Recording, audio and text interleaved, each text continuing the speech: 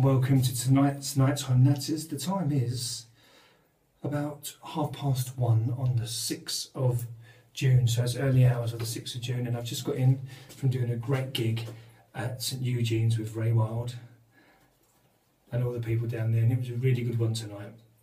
I generally have a good gig down there anyway, but it's a really good one tonight, and considering, I don't know if you can hear, but my throat is getting huskier and huskier and huskier. So I'm looking forward to actually, I've got tomorrow off and I've got the whole day just to rest. And then I'm going to get a flight at 12:15, sort of midnight, so you might as well say midnight tomorrow, back to London. I'm going straight to A&E because I went to the hospital today and they put all I can say is like three swabs from my throat.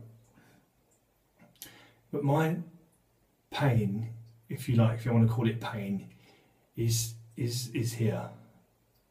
It's there.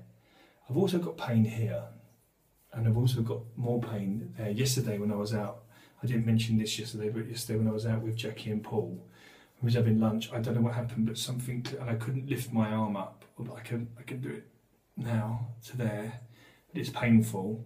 There's something definitely going on around this region here. I don't know if I've done my collarbone or something's chipped, and because obviously your bones, and you do have bones in your neck. So I quite like the husky voice, I have to say. It does make me sound a bit more, even more like George than usual.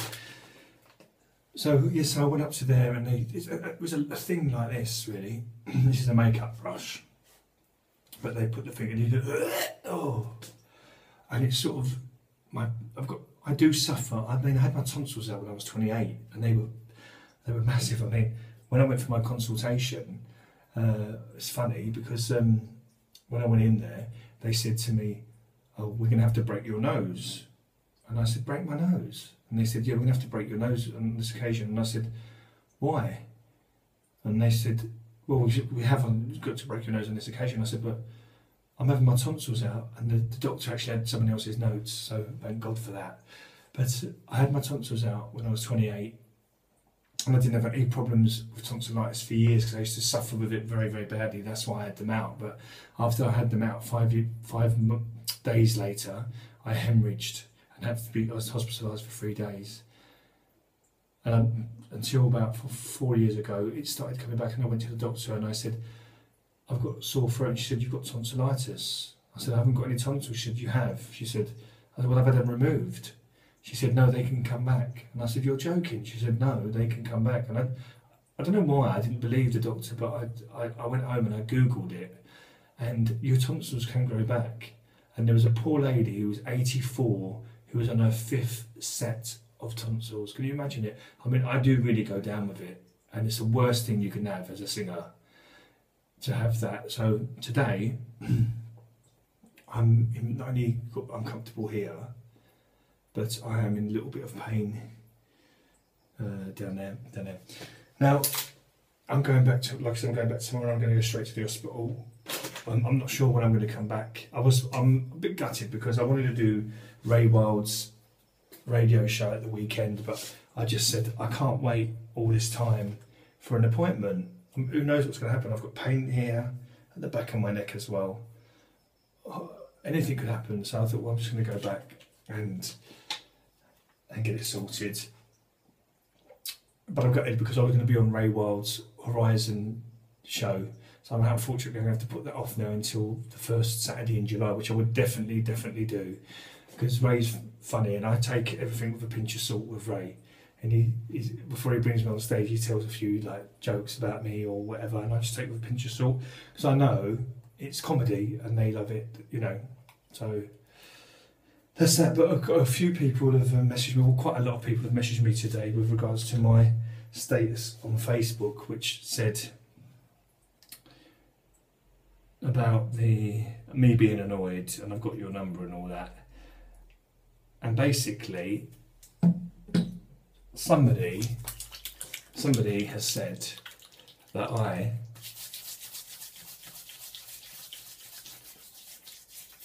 has been having sex with somebody else who's allegedly, by the way,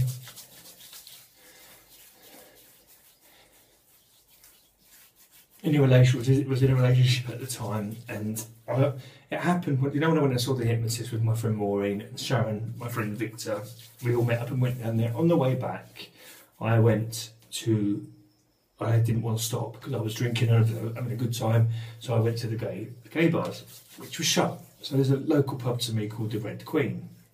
So I went there, and there was somebody there that I knew, and somebody else that I knew of, and I said hello, and because it costs you nothing to say hello and goodbye. My mum's always said to me, my nan as well, always say hello and goodbye to people, even if you don't like them.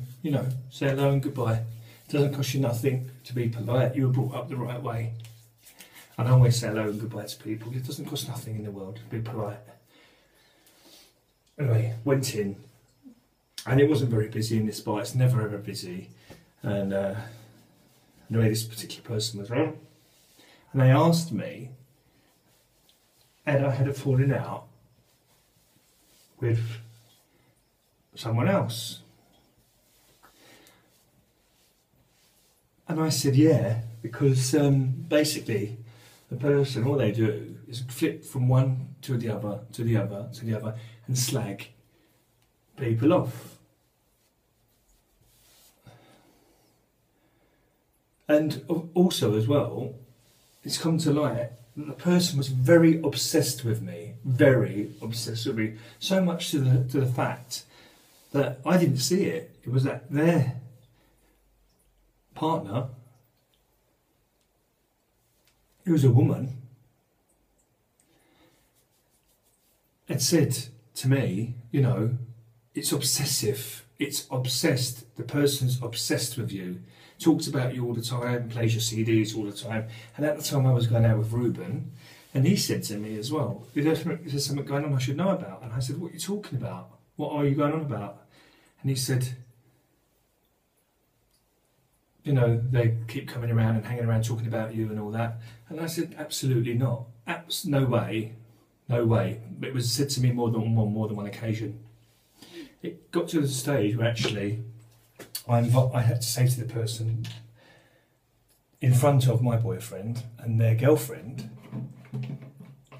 have you got a thing with me? Because it's just a friendship that I don't see it. But if your girlfriend and my boyfriend are seeing it, then there must be something there, and I need to tell you now, back off, because I don't see it, and I hope you know it's just friendship. And they said, oh no. So I give the benefit of the doubt. Then a couple of things happen, and I just let it go, and I let it phase out, because really, the person really wasn't my cup of tea, but they'd given me the support being here in Tenerife, and I respected them for that. But just because they give me the support or whatever doesn't mean that I owe them anything, because I don't, because they became obsessive with me. Not my words, their partner's words. Anyway, went to this bar and somebody was there, that's a friend of this person, and they said, have I had a falling out with so and so? And I said, well, this has happened and whatever, and they've slagged me off to you and you off to me and blah blah blah. I just had enough of it and I don't really want to know. And these words were, oh, because he told me he was banging you. Now, banging obviously means a sexual thing, and there's nothing further than the truth. So I was drunk, I must admit, when it was said to me, but I remember it, I was like mortified by it. I left the bar and I come home, and the first thing I did the next day, because I'm still in contact with the girlfriend, or the ex-girlfriend now, and said, listen, this has been said to me, and I want to tell you that there's nothing ever gone on. Anyway, and I contacted the person that told me it and the person that said it. The person that said it denied it. The person that's allegedly said it, beg your pardon, has denied it, that it ever happened, that it's ever been said. But then why would the person that told me it say that? But the person that told me it has told me to forget all about it and don't worry about it. And they were very upset that I did tell the partner. But of course I'm gonna. She's a friend of mine. She's supported me since I've come here. We've kept in contact. Supported me in lots of stuff that happened, along with the other person as well. They did. But that's not the price to pay. I mean, apparently it was said in a drunken moment. But I need that to be retracted. So, because somebody's lying. Either the person that was obsessed with me, or allegedly obsessed with me, is lying, or the person that told me that this person said they were banging me and whatever, whilst in a relationship, by the way, with his girlfriend, and whilst I was in a relationship. Totally untrue.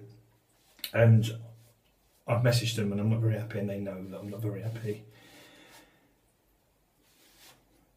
I like that sort of thing. Can you imagine it? You know, I feel like President Clinton saying something like, I did not have sexual relations with that man, but it actually is true. I did not have it. Not my cup of tea at all. Not my cup of tea at all. So that's that. I took my makeup off and I've just been rambling. I loved Big Brother tonight. I watched Big Brother tonight. Lovely to sit down with Victor and watch it, or just watch it without any interruptions by anybody saying why am I watching it, or the phone ringing. It's quite nice, actually. It's quite nice. I had a great gig tonight at St Eugene's, like I said. All round, had a good night. So I'm going to say good night to you now. It's a long night time, Natters, tonight. A little bit of a rant as well, but that's show business. See you later. Good night. Sleep well.